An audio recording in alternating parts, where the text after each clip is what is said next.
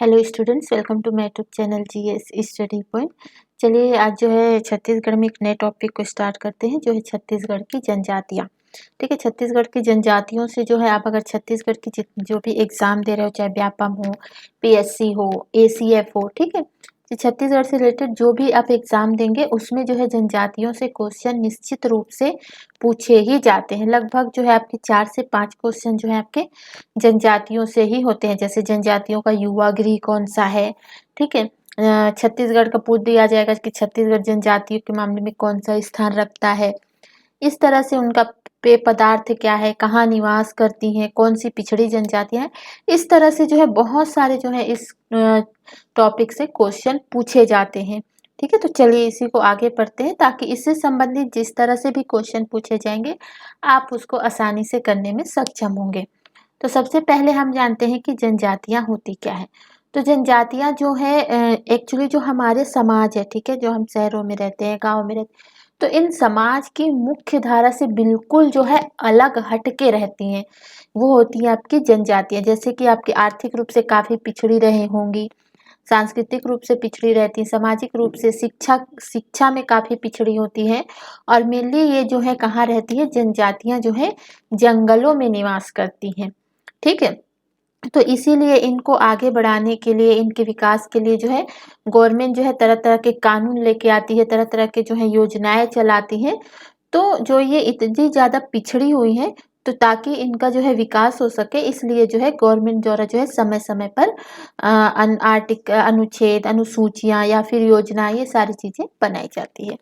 तो चलिए देखते हैं। तो देखिए छत्तीसगढ़ में जो है टोटल कितनी जनजातियां हैं अगर पूछा जाता है, तो छत्तीसगढ़ में जो है 42 जनजातियां हैं। ठीक है, आगे हम इसको देखेंगे।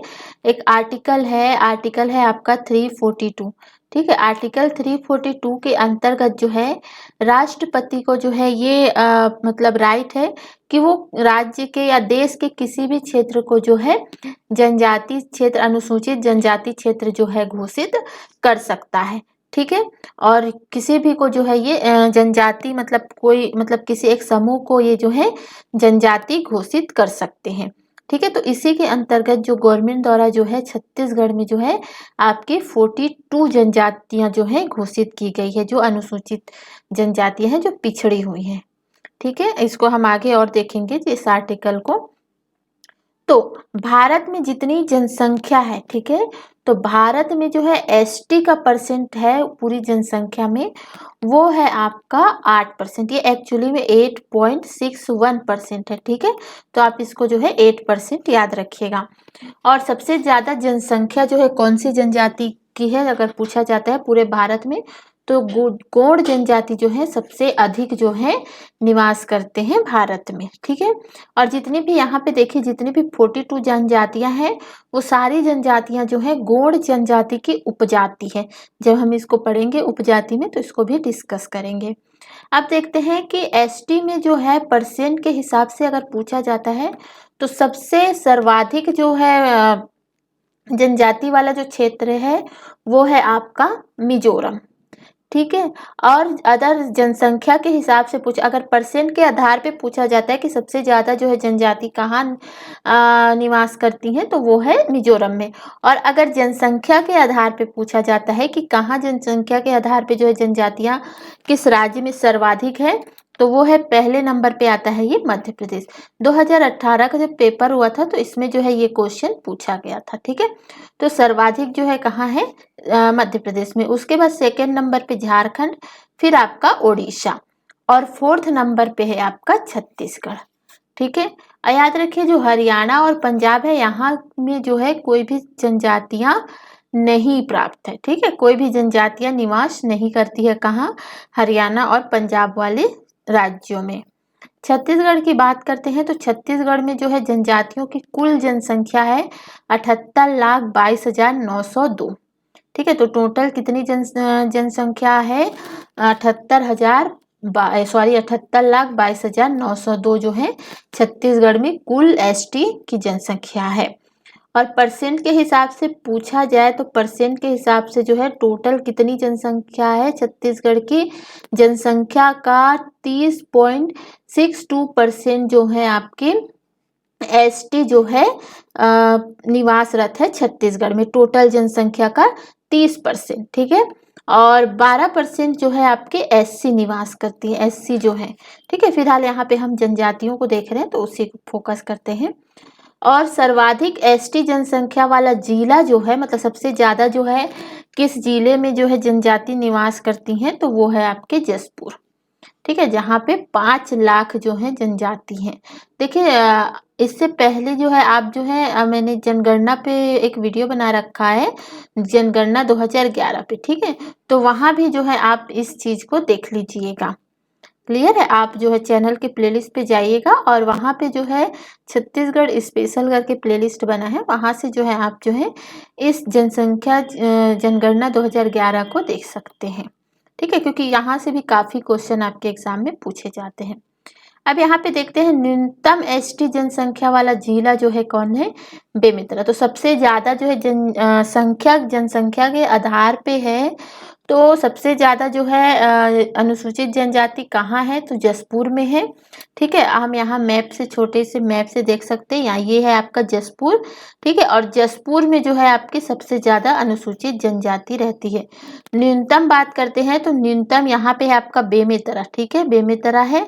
और बेमेतरा में जो है सबसे कम जनजातियां निवास करती हैं, अनुसूचित जनजाति। तो जसपुर में 5 लाख और बेमेतरा में 37,000। परसेंट के आधार पे देखते हैं तो परसेंट के आधार पे सबसे ज्यादा अनुसूचित जनजाति वाला जो जिला है वो है कौन सा, सुकमा, जो बस्तर संभाग में है। तो आप देख सकते हैं ये नीचे, सबसे नीचे ये आपको दिख रहा होगा सुकमा, ये है दंतेवाड़ा और ये है जो है आपका सुकमा। तो यहाँ जो है सबसे ज्यादा जो है अनुसूचित जनजाति का प्रतिशत है, कितना है, तो 83.87%। और सबसे कम जो है परसेंट के हिसाब से जनजातियां जो है रायपुर में निवासरत है, यह है आपका रायपुर। और यहाँ जो है 4.3% जो है जनजाति निवास करती है, ठीक है। टॉप 5 जनजातियां देख लेते हैं सर्वाधिक जनसंख्या के हिसाब से। तो सबसे ज्यादा मतलब जिला है ये, टॉप 5 जिला जहाँ पे जनसंख्या के हिसाब से जो है जनजातियां निवास करती है, वो पहला है आपका जसपुर, फिर बस्तर है, फिर आपका रायगढ़ है, कोरबा है और सरगुजा है, ठीक है। तो ये 5 को आपको याद रखना, क्योंकि क्वेश्चन कभी कभी क्या दे दिया जाता है कि आपको सीक्वेंस में लगाना होता है, ठीक है। तो ये 5 जो है आप याद रखिएगा, ताकि जो है इससे क्वेश्चन पूछे जाए तो आप उसको कर पाएंगे। अगर परसेंट के हिसाब से पूछा जाता है तो परसेंट के हिसाब से सबसे ज्यादा जो है कहाँ है, सुकमा में जनजाति है, फिर बीजापुर में है, फिर नारायणपुर में, फिर दंतेवाड़ा और कोंडागांव। न्यूनतम से जो है क्वेश्चन पूछा नहीं गया है, ठीक है, इसलिए मैंने इसको यहाँ पे नहीं लिखा है। अगर पूछा जाता है तो आप जो है हिंदी ग्रंथ अकेदमी की बुक जो है उससे आप देख सकते हैं, ठीक है।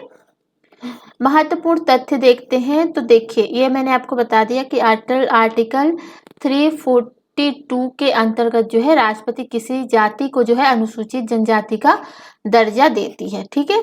और गवर्नमेंट राज्य को एसटी सूची में जो शामिल करती है, किया है छत्तीसगढ़ की, वो कितनी है, तो 42 जनजातियां जो हैं वो इसी आर्टिकल के अंतर्गत जो है एसटी सूची में शामिल है, ठीक है। छत्तीसगढ़ की सबसे पिछड़ी जनजाति देखते हैं तो वो है अबूझमाड़िया, मतलब बहुत ज्यादा ये पिछड़ी हुई है। और साक्षर जनजाति मतलब बहुत ज्यादा पढ़ी लिखी जो जनजाति है वो है आपकी हल्बा, जो छत्तीसगढ़ में निवास रखे। सांस्कृतिक रूप से देखते हैं तो सांस्कृतिक रूप से समृद्ध जनजाति जो है वो है आपकी मुड़िया।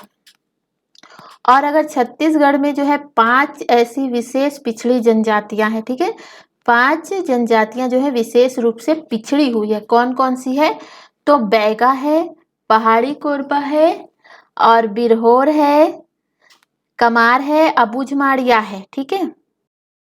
तो ये जो है छत्तीसगढ़ की 5 विशेष पिछड़ी जनजातियां हैं, ठीक है। तो इसको याद रखिएगा, क्वेश्चन डायरेक्टली पूछा गया था आपके पीएससी के एग्जाम में कि इनमें से कौन सी जनजाति है जो विशेष पिछड़ी जनजाति में शामिल नहीं है, ठीक है। तो इनमें दिया था और एक ऑप्शन दिया था हल्बा, तो हल्बा जो है विशेष पिछड़ी जनजाति में शामिल नहीं था, ठीक है। तो ये 5 को याद रखिएगा। और नेक्स्ट वीडियो में हम जो है एक एक करके सारी जो है जनजातियों को भी हम डिस्कस करेंगे। और पिछड़े जनजातियों में जो आप यहाँ देख रहे हैं, तो पिछड़ी जनजातियों में सर्वाधिक जनसंख्या किस जनजाति की है, तो वो है आपकी बैगा की। ठीक है, किसकी है, बैगा की। और 2002 और 3 में याद रखिएगा राज्य दौरा, केंद्र दौरा है, राज्य दौरा। देखो कोई भी जनजाति होती है, राज्य में हो या भारत में हो, तो राज्य सरकार को और भारत सरकार को ये अधिकार होता है कि वो एक विशेष क्षेत्र के लिए जो है जनजाति, पिछड़ी जनजाति घोषित कर सकते हैं। तो राज्य सरकार द्वारा जो है 2002 और 3 में जो है पांडो और भुजिया जनजातियों को जो है विशेष पिछड़ी जनजाति में शामिल किया गया था। ठीक है, और ये जो है आपकी केंद्र सरकार द्वारा है। अब आगे देखते हैं जनजातियों के लिए विकास अभिकरण। तो देखिए विकास अभिकरण क्या होता है, एक तरह से डेवलपमेंट एजेंसी। ठीक है, तो जनजातियों के डेवलपमेंट के लिए जो है, उनके विकास के लिए एक एजेंसी बनेगी, जहां जो है उनके डेवलपमेंट से संबंधित योजनाओं को लागू करना है या उनकी समस्याओं का समाधान करना है। ठीक है, किस तरह से वो पिछड़ी है, उन जगह की, जिस जगह पे वो निवास करती है उस जगह की समस्या को पहचान करके उनको आगे बढ़ाना, शिक्षा के रूप में आगे बढ़ाना, आर्थिक दृष्टि से आगे बढ़ाना। तो एक तरह से उनके विकास के लिए एजेंसी बनाई गई है। ठीक है, ये होता है जनजातियों के लिए जो है विकास अभिकरण। तो देखते हैं कि जो मेनली जो है कौन कौन सी जनजातियों के विकास के लिए एजेंसी बनाई गई है और कहाँ। ठीक है, क्वेश्चन पूछे जाते हैं, तो यहाँ पे हम देख लेते हैं। तो देखिए जो एक है आपका बैगा के। ठीक है, बैगा जो है मेनली जो कवर्धा राजनांदगांव वाला जो क्षेत्र है, मैकल श्रेणी वाला क्षेत्र जो है, वहां निवास करते हैं। ठीक है, हम जब जनजातियों के एक एक करके हम जो जनजातियों को डिस्कस करेंगे तो उसमें हम इनको देखेंगे भी। तो बैगा विकास अभिकरण जो है कहाँ है, तो कवर्धा में है। ठीक है, बैगा और पहाड़ी कोरबा। ठीक है, पहाड़ी कोरबा मतलब दोनों जनजातियों के लिए जो है एक जगह पे ही जो है डेवलपमेंट एजेंसी बनाई गई है, जो है आपके बिलासपुर में। ठीक है, पहाड़ी कोरबा मतलब पहाड़ी कोरबा के लिए जो है विकास अभिकरण जो है कहाँ बनाया गया है, वो है सरगुजा। सरगुजा के क्षेत्र में आप देखिएगा उत्तर की साइड पे, उधर जो है उत्तर छत्तीसगढ़ में मेनली सरगुजा है, जसपुर है, ठीक है, बलरामपुर है। तो इधर जो है पहाड़ी कोरबा जो है की जनजाति जो है पाई जाती है, वहाँ निवासरत होती है। तो वहाँ पे जो है इनके डेवलपमेंट के लिए एजेंसी बनाई गई है। बिरहोर का देखते हैं, तो बिरहोर के लिए जो है उनके लिए जो डेवलपमेंट एजेंसी बनाई गई है वो है आपका जसपुर में।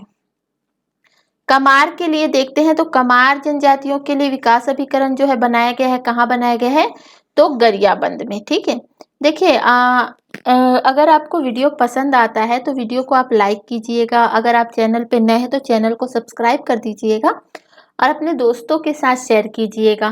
ठीक है, इन सब से जो है मुझे जो है थोड़ा हौसला मिलता रहता है, मैं मोटिवेट होते रहते हैं ताकि आपके लिए और अच्छे से अच्छे वीडियो ला पाऊँ।